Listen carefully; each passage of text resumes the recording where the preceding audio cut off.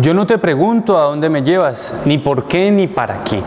Tú quieres caminar, pues yo te sigo.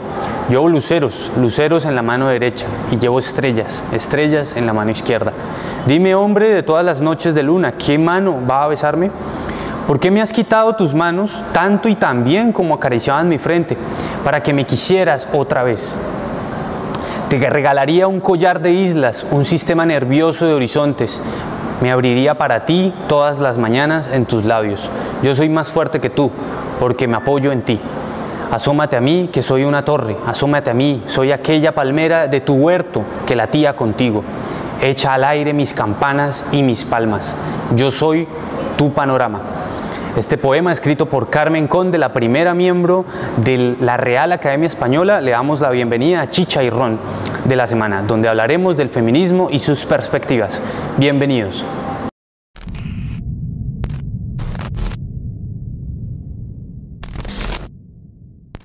Muy buenas noches, amigos del Chicharrón, amigos y amigas del Chicharrón. Hoy jueves 18 de marzo. En esta noche queremos presentarle esta mesa de diálogo, de encuentro entre dos posturas feministas. En esta flamante mesa de Chicha y Ron queremos presentarles a Sharon Helves y a Marta Lucía Calderón, quien encontrarán desde varias rondas cómo se encontrarían esas grandes inquietudes que tenemos de pronto todos como ciudadanos frente al feminismo. Empezamos con Sharon. Por favor, Sharon, cuéntanos de ti. ¿Qué, digamos, pasado tienes o cuál es tu origen desde el feminismo? ¿Cómo lo has, digamos, encontrado, lo has vivido? Bueno, pues primero agradecerle a Carlos y a El Chicharrón por la invitación, felicitarlos por el espacio, que es un espacio fundamental. Este tipo de espacios son muy importantes precisamente para el crecimiento y el fortalecimiento del feminismo. Yo les cuento que tengo 26 años, desde hace 8 años aproximadamente hago parte como militante del partido político Mira. Hasta el momento todavía, pues digamos, de las juventudes del partido. En un momento tuve la oportunidad de ser la coordinadora de los jóvenes y pues digamos que en ese momento logramos participar de muchos espacios políticos y sociales. En todo ese transcurso pues obviamente logré descubrirme precisamente, sí, como esa faceta social y política. Y bueno, y pues nada, muy agradecida de estar acá con ustedes y un placer, Marta, conocerte y vamos a ver cómo nos va. Gracias, Sharon. Profe Marta, la profe Marta es teacher de inglés y nos va a presentar un poco como su origen de afinidad con el... Bueno, la génesis, como yo soy menos joven que Sharon, pues obviamente mi historia sería larga, entonces la voy a resumir. Básicamente lo primero que voy a decir es que sí, yo he participado en política y he hecho algún tipo de apoyo a algunas, digamos, militancias locales y nacionales, tanto del Partido Verde, Compromiso Ciudadano, la Colombia Humana.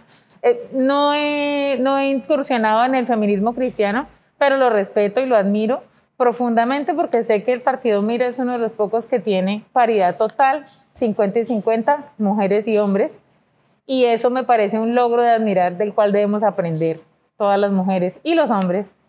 Y la otra parte es que mi génesis es que literalmente yo nací feminista. Yo nunca he tenido como ese cuento de que haya tenido algunos pensamientos muy ultraconservadores y luego me haya liberado, sino que realmente así es como soy yo. Siempre he pensado que la desigualdad ha sido evidente.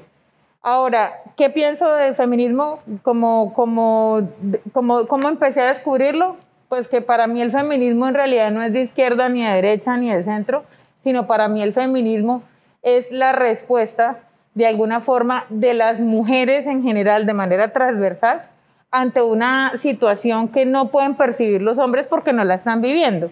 O sea, básicamente, el feminismo apela a la democracia, es democrático. Entonces, ¿qué quiere decir cuando apela a la democracia? Es que apela por el bienestar de todas. El feminismo tiene que ser incluyéndonos a todas, ¿no? Ese es mi punto. Entonces, como me considero una demócrata, pues obviamente soy feminista. Para mí es como por defecto, como decir, no sé, tengo 2 ojos, entonces veo. Así de sencillo. Y casi que me cuesta trabajo concebir cuando una mujer me dice, ay, no, mira, a mí el feminismo no me gusta o no me identifico. Yo, pero ¿cómo? O sea, todas hemos vivido la desigualdad. Obviamente no la misma, pero todas lo hemos vivido. Así que básicamente como maestra me empoderé y al educar empecé a ver que la mejor forma de empoderar a las mujeres era precisamente educándolas. ¿Y por qué inglés? Porque me gusta, me encanta el inglés, me fascina. Esa es una cosa que me gustó desde niña, también así. Y la vocación de docente viene de familia, soy nieta de profesores, hija de maestro, todos fueron docentes en la familia, realmente son pocos los que han tenido otras carreras, aunque admiro muchísimo los ingenieros, admiro muchísimo los abogados, admiro muchísimo otras carreras, pero en mi familia hemos sido muchos maestros. Y mi abuelita materna fue una activista por el sufragismo en Colombia. Ella fue sufragista, ella marchó con Esperanza Arboleda y con, se me olvida, la hija del presidente de Valencia, que fue la que luchó por los derechos derecho al voto de la mujer en Colombia. Y ella, mi abuelita, fue maestra de francés. Entonces, digamos que lo heredé, ¿no? Como el gusto por el idioma y por la docencia, y etcétera, etcétera. Y aquí estoy. Así que es un placer, Sharon. Espero que esto sea el nacimiento de una linda amistad. Y pues, encantada. Bueno, súper. Queda entonces retratado ahí como la presentación de nuestras hoy dos invitadas. Pero entonces, teniendo en cuenta eso, nos preguntamos con qué corriente feminista de considerarse variada y diversa este feminismo actual se identifican ustedes, ¿sí? Y teniendo claro desde dónde se identifican ustedes, ¿qué valores políticos, sociales resaltan ustedes desde esa corriente, desde esa identidad, para como contribución, como para mostrarle al mundo, digamos, cuáles serían esos valores? Empezamos por Sharon. Vale. Bueno, antes de empezar exactamente a responderte la pregunta, sí quiero aclarar pues que evidentemente en este espacio, que agradezco mucho y valoro demasiado, pues obviamente no voy a hacer como, digamos, una postura oficial del partido, sino simplemente como una militante juvenil que soy, ¿no? Entonces evidentemente que estos son mis pensamientos, que evidentemente han nacido precisamente de esa ideología del partido que pues les comparto, con el que me siento muy identificada. Entonces, bueno, pues para responderte la pregunta con respecto a la corriente feminista, pues yo sí te cuento y les cuento que el partido político Mira, pues la verdad, desde siempre ha estado como trabajando por la equidad entre hombres y mujeres. Sí, o sea, ese ha sido como un principio fundamental en Mira, y ahora reconoce claramente las diferencias que hay, porque las hay, entre hombres y mujeres. Digamos, reconoce el papel y el rol que cada uno de ellos pues ejerce en la sociedad, pero es fundamental que ambos, a pesar de sus diferencias, pues tengan acceso a sus derechos en equidad, ¿sí? Entonces, pues digamos, desde el partido siempre ha trabajado por esto, se puede evidenciar en los resultados de su trabajo. Ahora, el partido reconoce, digamos, fielmente la importancia de la participación de la mujer en escenarios políticos. Precisamente, y tú lo mencionabas, Marta, yo les cuento que dentro del partido se implementa un sistema que se llama el sistema cremallera. El sistema cremallera es algo así como una intercalación entre hombres y mujeres para la participación política, y eso permite que se cumpla como con las garantías de equidad. Entonces, imagínense, ahorita actualmente en el partido más del 75% de la bancada del Congreso del partido es representado, bueno, de Mira, por supuesto, es representado por mujeres. Ahora, más del 40% de los concejales del partido a nivel nacional son mujeres, y más del 60% de los ediles del partido a nivel nacional son mujeres. Entonces, pues ahí está como clara y evidente como la importancia del partido para, digamos, para trabajar por ese principio, el principio de la equidad entre los hombres y las mujeres. Super. Entonces, a resaltar esa, digamos, iniciativa cremallera que permite acercar la paridad en la política y permitir garantías, ¿no? Profe Teacher, ¿qué nos podrías decir en cuanto a esos valores políticos que se pueden resaltar desde ese feminismo que tú te sientes más afín? Bueno, a ver, yo sí estoy, digamos, como en la otra esquina en ese aspecto. Para mí el feminismo no puede estar ligado a, digamos, como a una corriente ni religiosa ni política, como lo dije inicialmente, ¿sí? Es como que somos la mitad de la población, pero sufrimos una opresión como si fuéramos una minoría. Lo sostengo hasta la muerte. Entonces, no es posible que siendo la mitad de la población tengamos una opresión transversal que nos afecte a todas. Obviamente, como dije, no es la misma opresión. O sea que no es lo mismo ser mujer y ser negra, o ser mujer y obrera, o ser mujer e indígena, ¿cierto? O ser mujer y discapacitada, ciega, sorda, con alguna discapacidad cognitiva, enfermedad mental, etcétera, que ser hombre y esas cosas.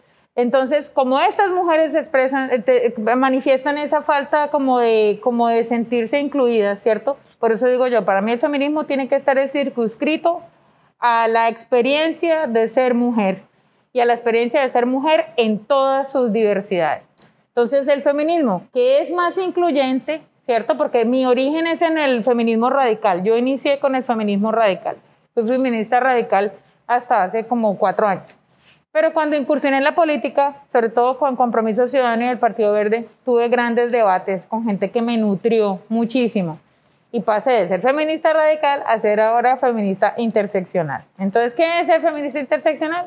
Es ese feminismo que se ocupa de las voces no escuchadas que tenemos en muchos rincones del país, ya sea porque no llega la luz eléctrica, porque no llega el internet, o porque simplemente no hay presencia del Estado y son mujeres olvidadas, ¿no? Entonces estamos hablando de la mujer que tiene la piel color chocolate, de la mujer que tiene el cabello afro, la mujer que es mestiza, o inclusive estamos hablando de la mujer que se dedica a ser vendedora en volante, ¿no? Que es el gran cantidad, porque el 70% de los pobres del mundo, según la ONU, son mujeres.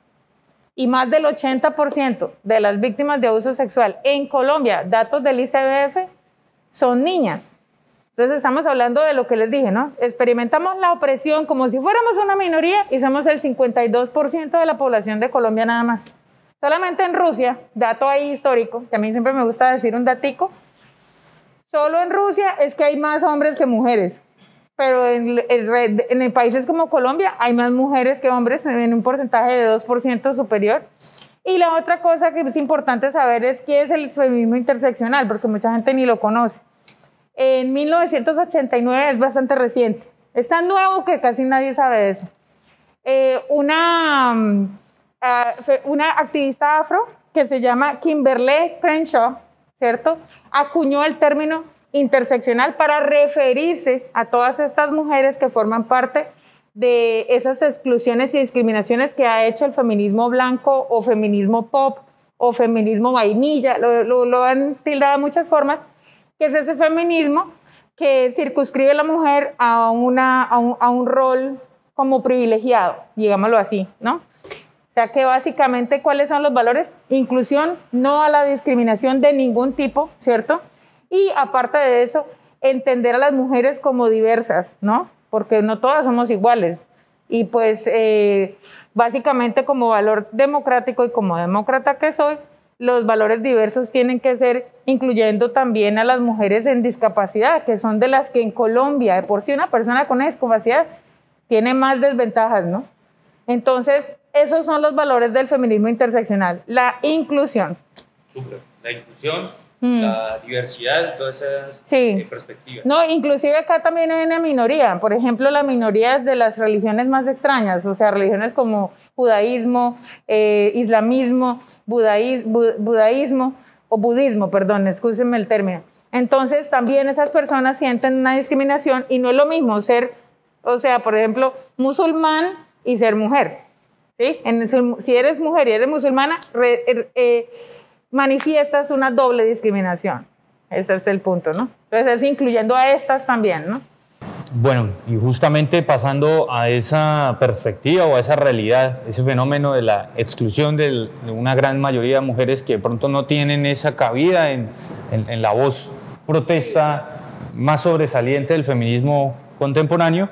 ¿Cómo ven ustedes, y aquí empezaría la segunda ronda, a nuestras invitadas, ¿cómo ven ustedes que podría ser esta opinión? ¿Qué debe hacerse para incluirlas? ¿Qué debe ser una iniciativa no solo de mujeres, sino también de hombres para incluir a este otro feminismo tan importante? Por ejemplo, desde los cristianos, ¿cómo ven ustedes importante que la mujer cristiana debe tener un rol allí específico en la inclusión y cómo hacer que esa voz de mujeres, digamos, indígenas, musulmanes, y no minorías como las mujeres sin título, las mujeres que no tienen estudios, pues podrían ser incluidas, ¿sí? Porfa, Sharon. Pues yo pienso que es natural encontrar mujeres que no van a sentirse representadas en X o Y corriente feminista, ¿sí? Precisamente porque tú lo dijiste, Marta, hay diversidad de valores. Incluso puede ser que encontremos mujeres que se sientan representadas en una corriente feminista, pero que incluso entre ellas hay diferencias. Entonces pienso que es plenamente natural encontrarse con eso, pero lo que yo verdaderamente pues me pregunto es si realmente como mujer lo que uno necesita es eso, es encontrar corrientes feministas en donde yo me sienta representada. ¿Eso es lo que yo necesito como mujer? O sea, lo que yo necesito como mujer es una voz femenina que hable por mí. Pues pienso que no, y no necesariamente. Sí, lo que uno verdaderamente necesita como mujer es que se creen acciones reales y hechos concretos, ¿sí? Para que el entorno sea transformado, para que yo pueda ser representada por mi propia voz, ¿sí?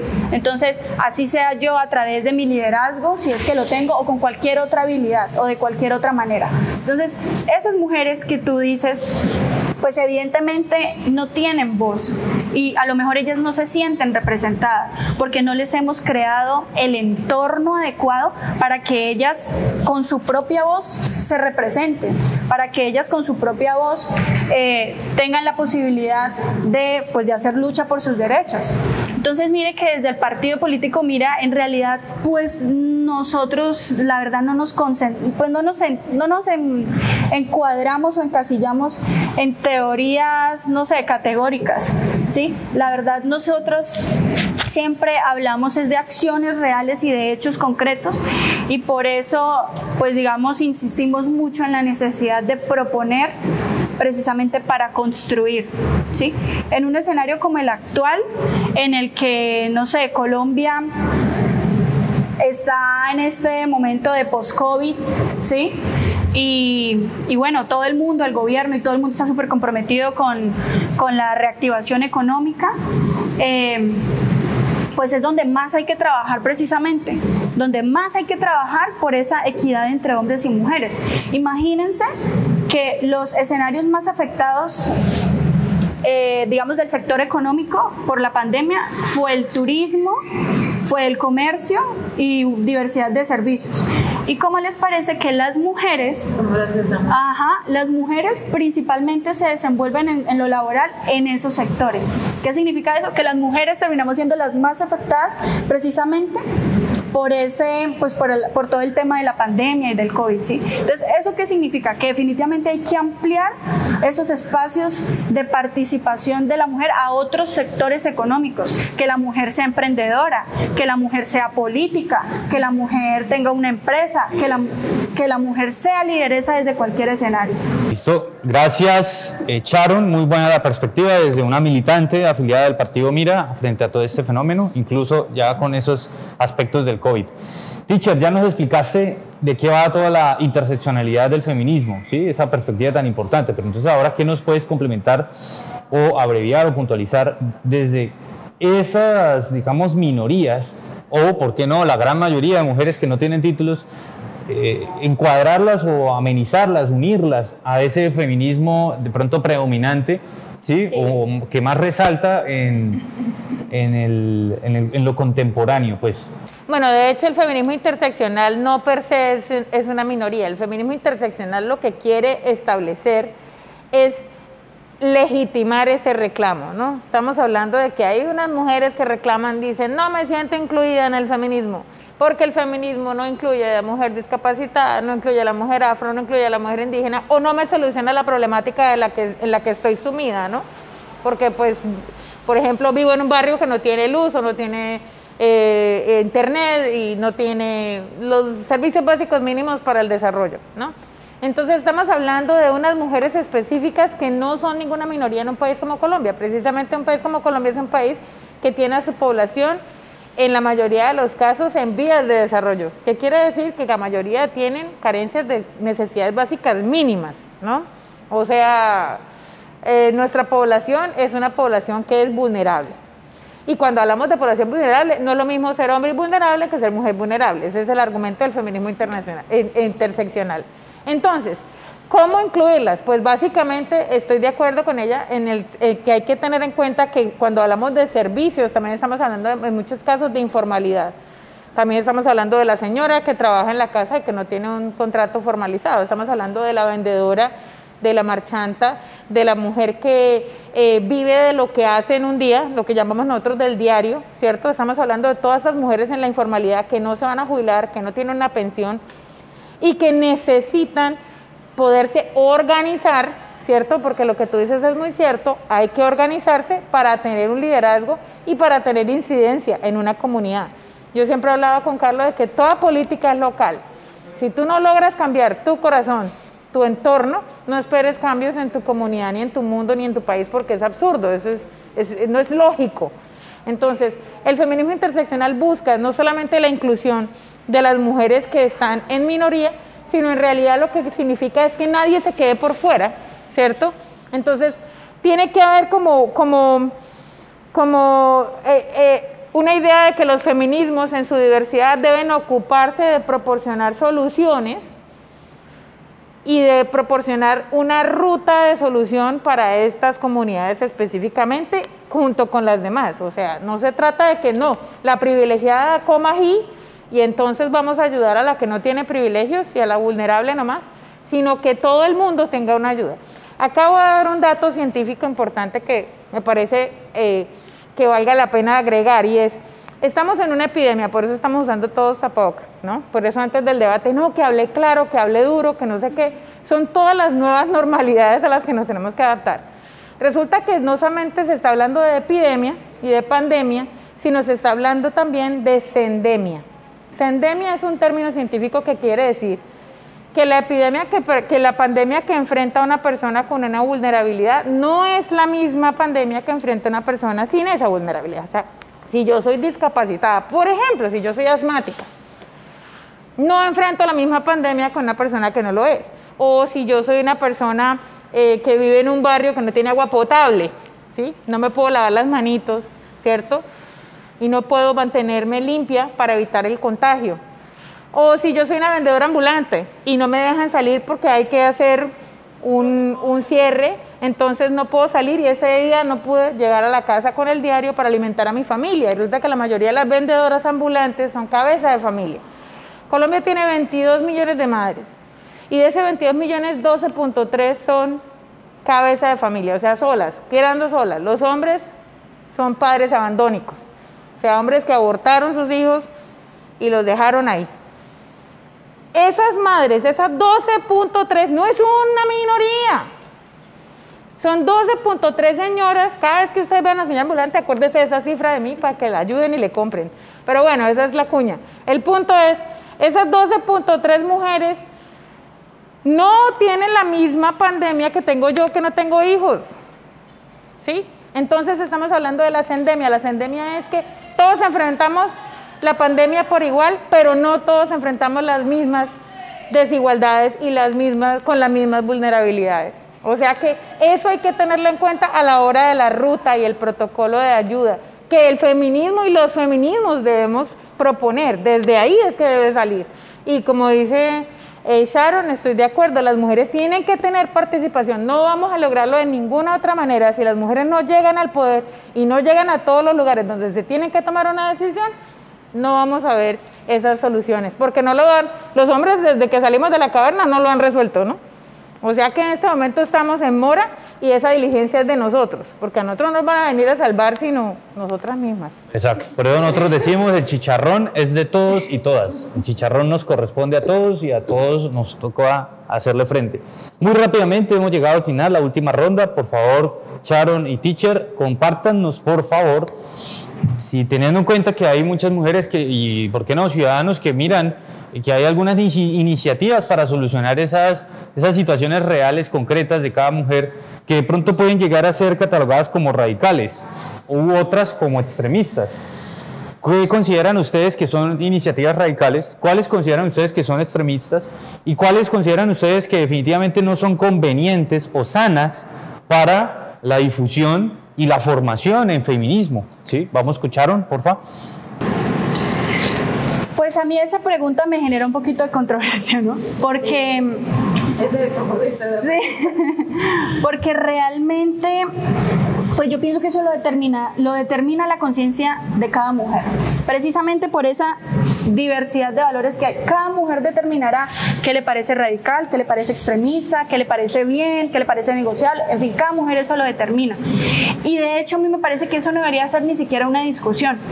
No debería ser una discusión, porque realmente eso lo que termina, pues es como disociando, creando, pues sí, como que entre mujeres disociemos, y no. En realidad este tipo de espacios y todos los espacios de participación es para que, al contrario, fusionemos, que independientemente de tus diferencias y las mías, de tú qué piensas con respecto a eso, tú qué piensas con respecto a... No importa lo que tú pienses, ¿sí? Fusionemos lo que tenemos en común. ¿Y qué tenemos en común? Precisamente defender o rescatar los derechos de las mujeres. Eso es lo que tenemos en común y por eso es que tenemos que luchar. Entonces digamos que desde el punto de vista del partido, la verdad nosotros siempre hemos evitado como los extremos, sin más que hablar de una corriente feminista, ideologista, no sé qué u otra. Pues nosotros insistimos, y de verdad insistimos, es en proponer para construir, en crear hechos reales, o sea, acciones concretas, como las leyes. Por ejemplo, solo por dar un ejemplo, el partido en el 2011 adelantó una iniciativa pues llamada a igual salario, igual trabajo, lo que más adelante terminó convirtiéndose en la ley 1496, ¿sí? Y es la ley precisamente que permite que dos personas, sea hombre, sea mujer, un hombre y una mujer, que se desempeñen en un mismo cargo, pues pueden, digamos, tener los mismos ingresos salariales. Eso no existía en Colombia y ahora es una ley. Entonces, precisamente son hechos reales y acciones concretas que hagan que rescaten desde lo hondo, porque los derechos de las mujeres existen. El problema es rescatarlos, digamos, desde el punto de vista social, que los podamos ver aquí en la cotidianidad, porque los tenemos en la Constitución, pero la verdad es que cuando tú vas a trabajar y tú estás embarazada, tú sientes discriminación, ¿sí? Uno siente, o sea, pequeños aspectos en la vida social son los que uno precisamente lo hacen sentirse marginado. Entonces la idea es transformar ese entorno, el entorno particular, el entorno específico, el entorno de cada mujer, y ese entorno solamente lo transformamos en la medida pues en la que hagamos hechos y acciones concretas. Entonces, digamos, desde ese punto de vista fundamental, y en eso concuerdo totalmente contigo, Marta, la importancia de seguir facilitando la participación de la mujer en la política, pero no solamente para cumplir con el requisito de llenar el listado o cumplir con lo que me dice la ley, no de relleno, sino empoderarla, o sea, empoderarla con toda, para que ella, pues no solamente, sí, o sea, tenga su representación, la mujer en general, sino que además ella, pues también vaya fortaleciendo su liderazgo como mujer. Y adicional a eso, pues también seguir creando como esas iniciativas, esas gestiones para proteger o seguir trabajando por la protección de la mujer, y me refiero específicamente a la violencia, pues a la violencia de género, ¿sí? Entonces eso por un lado, también pues el acceso a las oportunidades, que las mujeres tengamos el mismo acceso a las oportunidades, y también la constante capacitación y formación a nivel académico para que precisamente nos podamos ampliar en cuanto a ese sector económico, ¿no? En la medida en la que estemos formadas, en la medida en la que estemos que tengamos acceso a las mismas oportunidades, y en la medida en la que también estemos protegidas, porque es que evidentemente somos vulnerables, en la medida en la que estemos protegidas vamos a poder ampliar ese sector, digamos, ese desarrollo laboral en diferentes sectores económicos, y se va a terminar disminuyendo esas tasas que tú mencionas, que el 70% de pobres del mundo son mujeres. ¿Por qué? Porque la mujer, difícilmente tú encuentras una mujer emprendedora, difícilmente encuentras una mujer con su propia empresa, con su propia multinacional, ¿sí? Entonces es facilitar todas estas herramientas para que la mujer cada día se vaya empoderando más. Súper claro, Sharon, acepto el llamado de atención. Es una pregunta así polémica, justamente para entender el tema de que cada realidad debe llamar a su propia iniciativa. Teacher, porfa, tratemos de abreviar para... Yo casi me infarto cuando vi la primera vez la pregunta, y casi digo, no, ese debate, pero luego pensé, no, pero sí, no es que yo quiera que debatir dentro del feminismo, pero puede haber cierta inconformidad con las actitudes y el activismo feminista, ¿no? Cuando las feministas exigen con violencia, ¿no? Mucha gente eso se escandaliza. O cuando las feministas utilizan frases como muerte al macho o cosas así, todo el mundo dice, wow. Pues yo digo, pero ¿por qué se identifican con el macho? Si el macho es una figura fatal, atroz, es el que nos asesina. Entonces, la pregunta claramente es, ¿hay unas radicales dentro del feminismo? Claro, está el feminismo radical y son abolicionistas.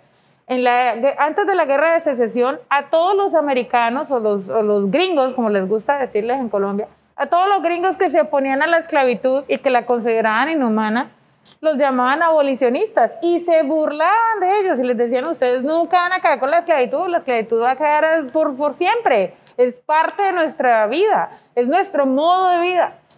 Y los llamaban abolicionistas y era una utopía pensar en acabar con la esclavitud. Ahora ustedes en este presente, ¿cierto? Que es el futuro de esa época, saben que estaban en lo correcto y que hoy en día, por más de que mañana el Congreso ponga la esclavitud como legal, pues eso no puede ser porque la democracia no la va a permitir. O sea, somos democracias constitucionales y nos toca respetar los derechos humanos. Entonces, ¿qué quiero decir con esto?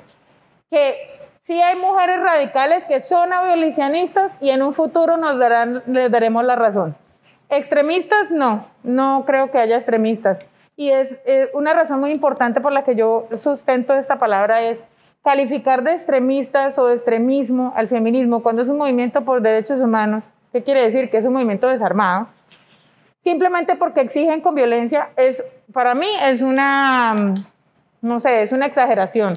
¿Por qué es una exageración? Porque nomás la población carcelaria mundial es 90% hombres, solo 10% mujeres. Mundial.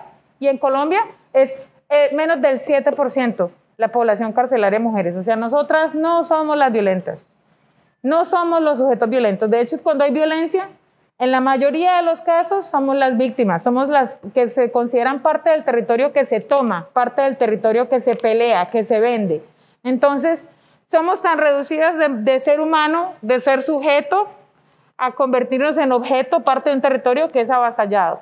Por esa razón, básicamente las mujeres nunca hemos sido extremistas, ni desde que salimos de la caverna, ni hasta ahorita, y las mujeres que exigen con violencia simplemente están hasta la madre, porque hay que decirlo como es, están hasta el monte de Venus, de que se les mate, se les desaparezca, se les desmiembre, se utilice la violencia del término feminicidio legalmente, así como tú hablas de el logro concreto.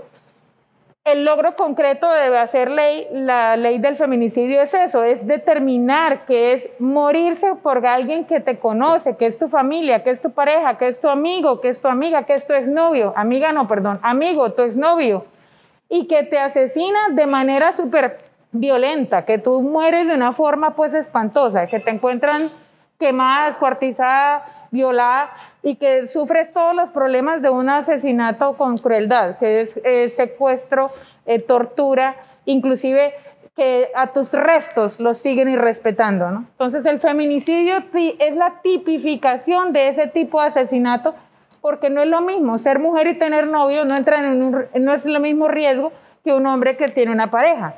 De hecho, la mayoría de los seguros de vida cuando usted se casa y es hombre, le ponen más barato la cuota porque simplemente va a durar más, porque lo van a cuidar. Ahora, ¿por qué hay 70% de pobres?